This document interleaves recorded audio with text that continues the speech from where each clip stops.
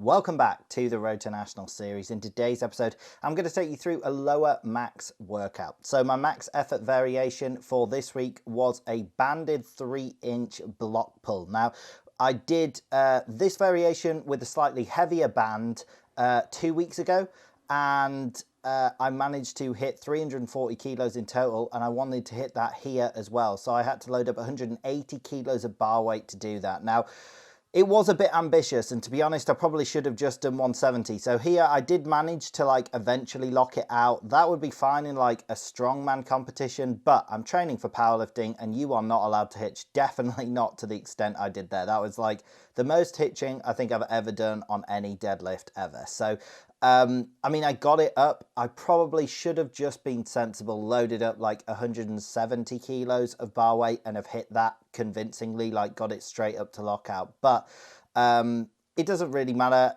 The whole point is to strain against the weight with max effort. It is better if you achieve a proper lift. But I still strained against the weight. I still exploded against the band tension. It's still working on my weakness, which is lockout, as you saw there. That is also because the bands are the hardest in that top position. That's why I'm doing so many banded deadlift max, and I'm trying to do block pulls because my weakness isn't off the floor. So I'm really trying to overload that top end strength so that when I come back to doing my regular deadlifts, my lockout power should be much more significant. But anyway, it was an okay max effort.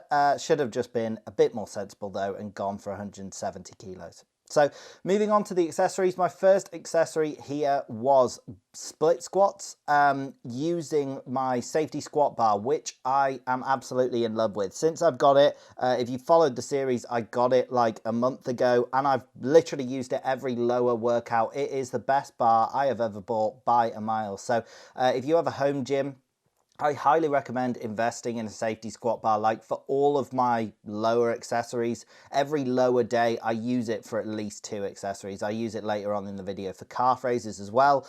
But here, doing these Bulgarian split squats felt amazing. These excited me so much because the reason I haven't been doing single leg variations of leg pushes like this, normally I do a dual leg thing, like an elevated heel squat or a belt squat, is because of the knee injury that I have been suffering from for a while. However, my knee is feeling significantly better. Hopefully it will continue to improve, and doing strength work like this is actually going to help strengthen and make the knee more resilient to stress, so it should even aid in the recovery from my knee injury. But this felt completely different to dual leg leg push movements, which I normally do.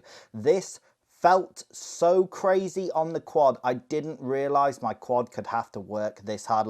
Right away on the first set, it looks much easier than it felt. I was pretty shaky on my legs, even on the first side of the first set, and right at the end here, I mean, my legs are just completely gone. It is the day after at the time of recording this voiceover, and my left quad in particular is beyond crazy DOMs after the first day, and DOMs normally get worse on the second day. So heaven knows what tomorrow is going to be like. I'm probably going to literally be able to hear my leg DOMs. They're going to be screaming out in pain. But anyway, I'm very glad for that and so excited to have a new effective leg push variation that I can start overloading. I'm hoping to get them, well past 100 kilos, but into the mid hundreds of kilos, or maybe some people do crazy single leg variations with 200 kilos online. Not sure that is realistic for me to get to any point soon. However, those split squats did feel completely amazing, and I will definitely be keeping them in my rotation. I'll also do things like belt squats. I still think that they're amazing, for overloading top end strength, similar to a leg press. That's fantastic. You should train both. That is what is going to provide the most adaptations and the most success. So that was very exciting. Then moving on to hamstring curls. This was also exciting because I went the heaviest I ever have done at 90 pounds. So a little while ago, I was saying I'd experienced a tiny bit of pain at the back of the knees when going heavy on hamstring curls. I just went light for a few weeks and now that is completely fine. But I have done 90 pounds before on this and literally got, I think 3 or 4 reps. So I got 2 sets of 8 here per leg at 90 pounds. So this is a massive improvement in my hamstring strength. This is, I feel like a strong point for me. My hamstrings, like my leg knee flexion, is a strong point. Like I'm 250 pounds, or I'm down a little bit, I'm like 245 pounds now. And I can do like Nordic curls, which are fairly challenging. I could do at least sets of 5 at normal Nordic curls, and like GHDs, I could do like a set of 20 body weight. So for my size, like my hamstrings are definitely a strong point, but that was very exciting to hit such a dominant marker, such a great milestone on those single leg hamstring curls. So that was fantastic.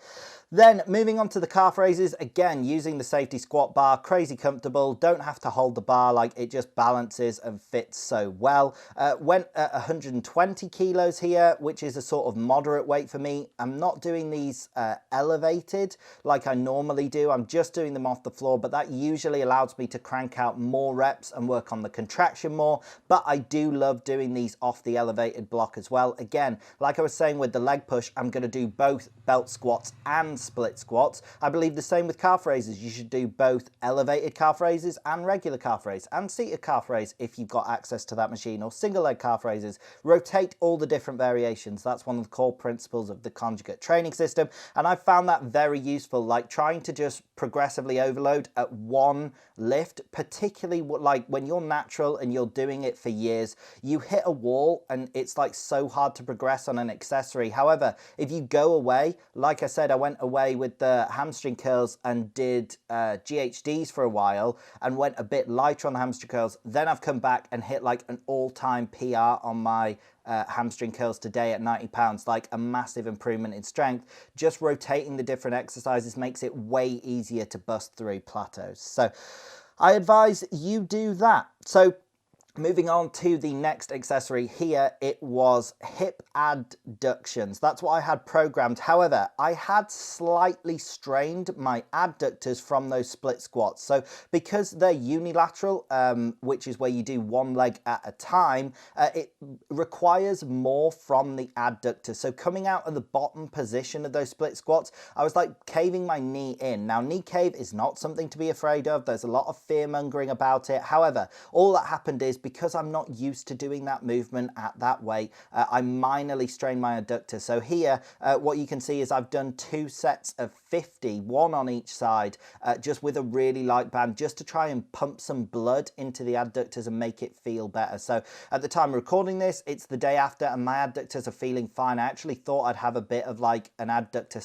/ groin strain, particularly on my right hand side, because it felt a little bit severe after those hamstring curls, after those calf raises. It sort of set in a few exercises after the actual split squats. But I think those adductors there, just some light banded adductors, getting some blood into them really helped with the recovery. So moving on to the final accessory here, it is reverse hypers, as it often is for me, just pumping up the posterior chain in general. Now, my hamstrings were so sore from the curls that I actually felt them more than I normally do. Usually when doing reverse hypers, I feel it like in the glutes and the lower back and a bit in the upper back actually, but I felt it in the hamstrings today as well. It's all good stuff. The main reason I do this, I've talked about reverse hypers on multiple episodes, but unlike other accessories, I'm not trying to do like regular progressive overload.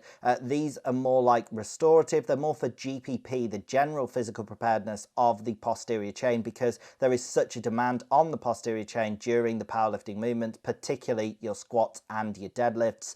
So this is just to get blood moving and general conditioning for the posterior chain. So that is pretty much the workout. It also was exceptionally hot. You'll be able to see there literally isn't a dry patch on my top, and I was pretty exhausted because the UK is having a heat wave, but proud that I managed to get through the workout. So that is it for today's video. I hope you did in fact enjoy the video. If you did, drop it a like, drop a comment, subscribe, click the bell, all that good stuff, and have a great day.